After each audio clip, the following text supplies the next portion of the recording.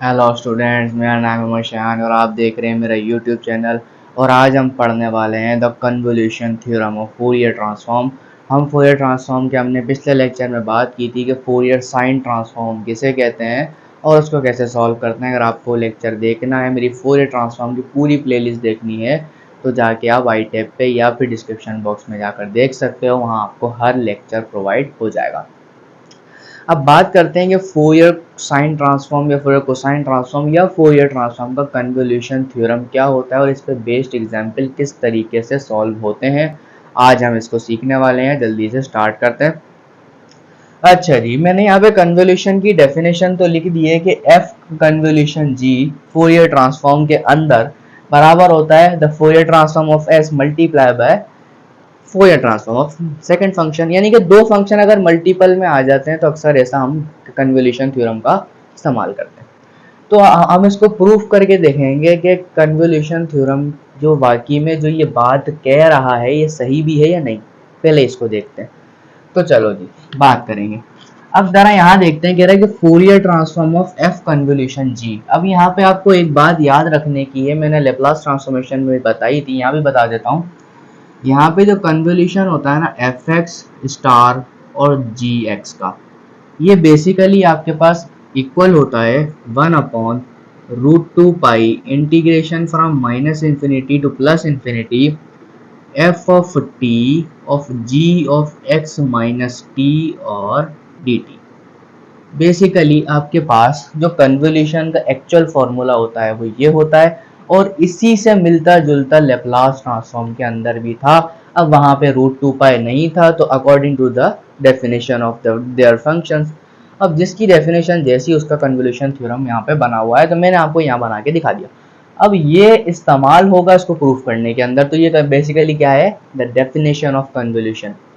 अच्छा जी, अब इसको यहाँ इस्तेमाल करेंगे। मैंने कहा फोरियर ट्रांसफॉर्म, सबसे पहले फोरियर ट्रांसफॉर्म की बात करते हैं। मैंने कहा क्या होता है, 1/√2 pi integration from minus infinity to plus infinity. Fourier transform मैंने फंक्शन कौन सा लिखा है, एफ एक्स के साथ कन्वोल्यूशन है किसका, जी एक्स का, और ई की पावर आयोटा एस एक्स और d x. According to Fourier transform definition तो यही होने वाली है। अब ये डेफिनेशन का इस्तेमाल करके हम प्रूफ करने वाले हैं। चलो भाई, 1/√2 pi integration from minus infinity to plus infinity. अब यहाँ पे मैं जरा कन्वोल्यूशन की डेफिनेशन को लगा देता हूँ। क्या होती है जरा यहाँ से देख के लगाएंगे। क्या होगा, 1/√2 pi integration from minus infinity to plus infinity, आगे कितना आएगा, एफ ऑफ टी और जी ऑफ एक्स माइनस टी, आगे आ जाएगा डी टी, और आपके पास ई की पावर आयोटा एस एक्स ऐसे ही रहेगी, और यहाँ पे आ जाएगा टी एक्स। तो मैंने क्या किया, बेसिकली डबल इंटीग्रेशन बन चुका है। अब इसके अंदर से मुझे क्या करना है, ये चीज बना के दिखानी है कि ये बात सही है क्या गलत है। अगर ये सही होगी जब भी तो हम इस पर एतमाद कर पाएंगे, भाई हाँ सही है, चलो सही है। अच्छा जी, अब मैं यहाँ पे क्या करता हूँ, मैंने कहा एफ ऑफ टी को बाहर निकालते हैं। सबसे पहले एक काम करेंगे, मैंने कहा 1/√2 pi integration from minus infinity to plus infinity. मैंने क्या किया, एफ ऑफ टी को यहाँ से बाहर निकाल लिया। ठीक है, कोई इशू नहीं है, निकाल सकता हूँ। अब अंदर मैंने क्या करा, 1/√2 पाई ऐसे का ऐसे ही था, इंटीग्रेशन नेगेटिव इन्फिनिटी से लेके पॉजिटिव इन्फिनिटी। अब मैंने क्या किया, अब यहाँ पे आपको लग रहा होगा सर ये तो आपने पता नहीं क्या कर दिया, लेकिन नहीं। अब यहाँ पे देखो क्या बचा, g of x minus T, ये तो ऐसे कैसी रहा। अच्छा जी, अब मैंने क्या किया, यहाँ पर मैं एक काम करने वाला हूँ जो कि यूनिक काम है। वो क्या है, मैंने बोला e की पावर आयोटा एस टी को मैंने मल्टीप्लाई भी किया, और e की power minus iota S T को मैंने डिवाइड भी किया। इसको डिवाइड करूंगा बेसिकली ऊपर ही लिख सकता हूँ माइनस की फॉर्म में, एक ही बात है। लिखने के बाद मैंने क्या किया भाई, ई की पावर आयोटा एस एक्स भी बचा, और ये आ गया आपके पास डी टी और डी एक्स। तो बेसिकली आपके पास ये लंबी सी चीज बन रही है। अब जरा एक काम करके देखेंगे। अब यहाँ पर लिखता हूँ 1/√2 pi integration from negative infinity to positive infinity. F of t को मैं ऐसे ही रखता हूँ, और यहाँ पे लिखता हूँ 1/√2 पाई और integration from negative infinity to positive infinity. अगर इन दोनों की बात करूं, किसकी, सिर्फ इन दोनों की, तो इसके अंदर से कुछ कॉमन आ रहा है और अंदर बच रहा है, कुछ भी नहीं बच रहा। आप बोलोगे सर बोले ऐसे कैसे? भाई यहाँ पर देखो, इन दोनों में से नहीं आ रहा, इन दोनों में से लेके चेक करो। आपको क्या चाहिए बेसिकली? Iota s x. क्या चाहिए आपको बेसिकली? Iota s x. जब आयोटा एस एक्स चाहिए तो मैं किसके अंदर से कुछ कॉमन निकाल सकता हूँ कि मुझे एस और एक्स मिल जाए? भाई एक तो इसमें से, एक तो इसमें से, या तो इसमें से इसमें से कर सकता हूँ ना। अब यहाँ से मैं क्या करता हूँ, मैंने कहा जी ऑफ एक्स माइनस टी, तो मैंने यहाँ लिखा। अब देखो मुझे यहाँ पर एक्स माइनस टी किन किन दो से मिल सकता है? इन दो से मिल सकता है, निकालो। मैंने कहा ई की पावर, क्या करा मैंने, आयोटा एस को कॉमन लिया, अंदर बचा एक्स माइनस टी। अब देखो जो इधर आ गया वो इधर आ गया, ये हमारा बेसिकली काम था।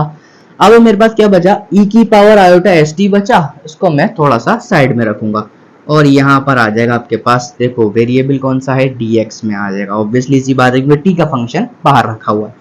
अब जी यहाँ पर आ जाएगा आपके पास e की पावर आयोटा एस टी, ये वाला, और ये आपके पास आ गया टी टी। समझ पा रहे हो बात को?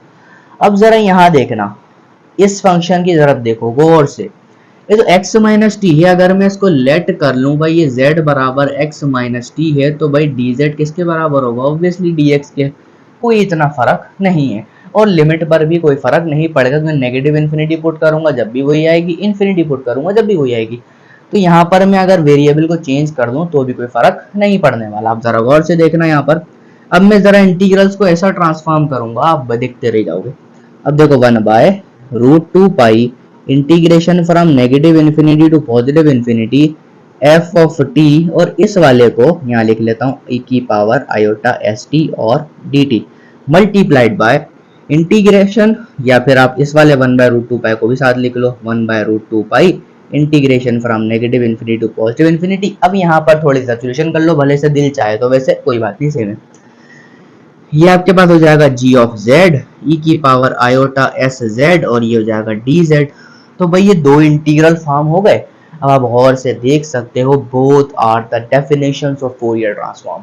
ये भी डेफिनेशन, ये भी डेफिनेशन। इसका मतलब क्या हो जाएगा? fs, और इसका मतलब क्या हो जाएगा? gs।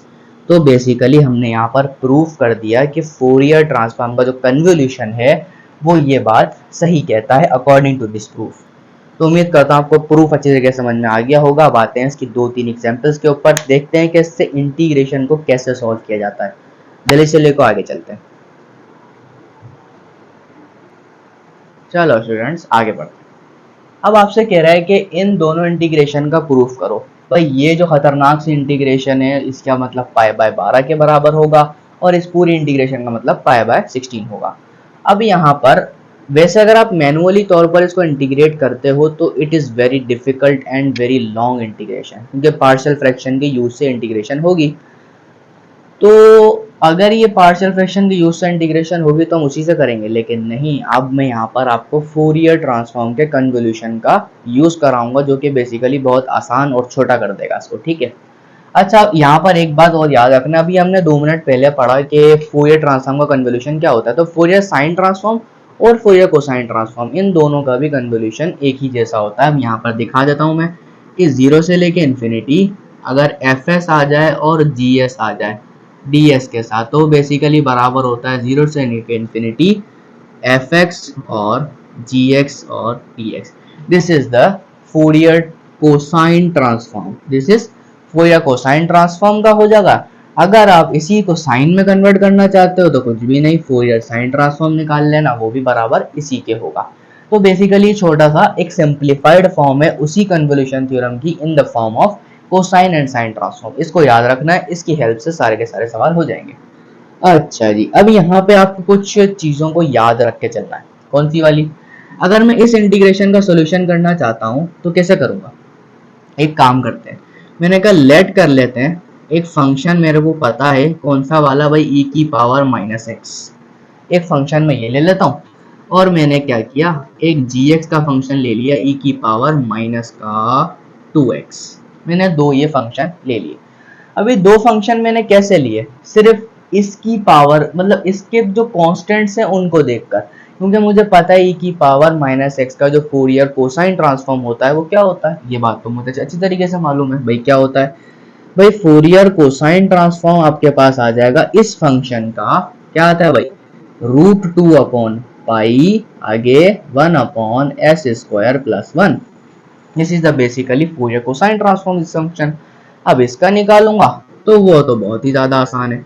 अगर मैं निकालूंगा Fourier cosine transform of g of x तो कैसे निकलेगा भाई, √2/पाई और आगे आएगा आपके पास 2/s² + 4।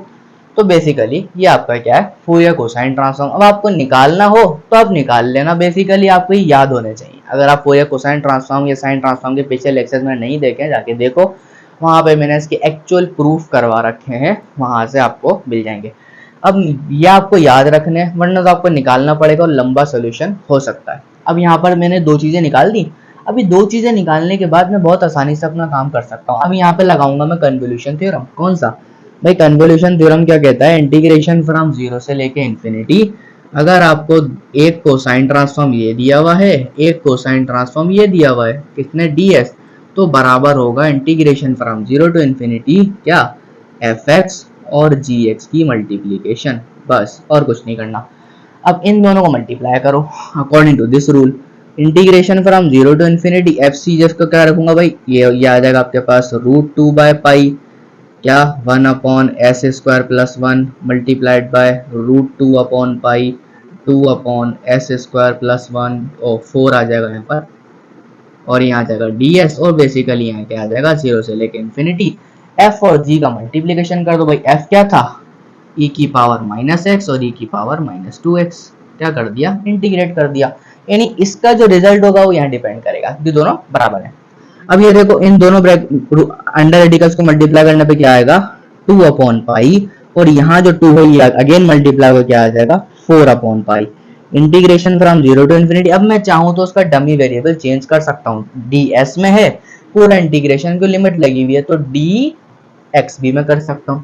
तो यहाँ आ जाएगा dx is equals to x² + 1 and x² + 4। Check कर सकते हो पूरा पूरा इंटीग्रेशन बन चुका है। अब यहाँ पर इसको सॉल्व करेंगे, ये हो जाएगा e की पावर -3x और इसका क्या कहते हैं इंटीग्रेशन आ जाएगा e की पावर -3x 0 से लेकर इंफिनिटी। जब आप इसका इंटीग्रेशन करोगे तो यहाँ पे आपका बन जाएगा 1/3। इंफिनिटी पुट करोगे 0, 0 पुट करोगे 1 आएगा, मल्टीप्लाई करोगे तो आंसर कितना आएगा 1/3। अब इस चीज को मैं यहाँ लेकर आता हूँ, तो मैंने क्या किया, integration from 0 to infinity dx divide by x² + 1 और x² + 4 बराबर किसके आया 1/3, और 4 नीचे जाएगा पाए ऊपर जाएगा, तो पाए 4 3 12। कितना हो गया भाई, प्रूव हो गया भाई, प्रूफ करके दिखा दिया। इसका आंसर जो है वो पाए डिवाइड बाय 12 के बराबर है। अब बिल्कुल ऐसा ही सवाल ये वाला है, लेकिन इसके ऊपर x² आ रहा है। अब जरा सोच के बताओ मैं क्या कर सकता हूँ, जल्दी से लिख लो भाई, कराते हैं आगे।